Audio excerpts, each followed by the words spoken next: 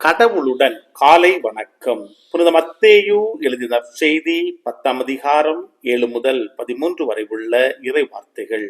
அக்காலத்தில் இயேசு தம் சீடர்களை நோக்கி கூறியது: நீங்கள் செல்லும் போது விண்ணரசு நெருங்கி வந்துவிட்டது என பறைசாற்றுங்கள்.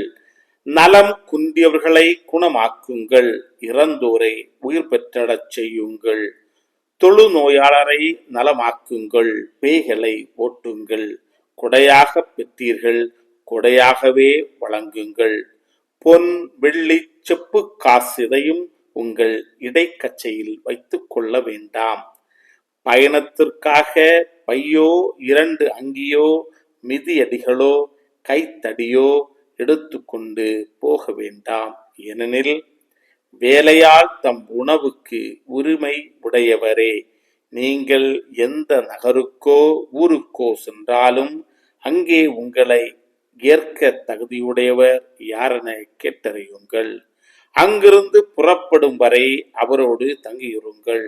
அந்த வீட்டிற்குள் செல்லும் பொழுதே இவ்வீட்டாருக்கு வாழ்த்து கூறுங்கள்.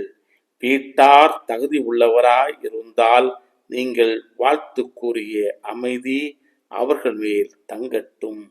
அவர்கள் தகுதியற்றவர்களாய் இருந்தால் அது உங்களிடமே திரும்பி வரட்டும். கிறிஸ்துவின் நற்செய்தி.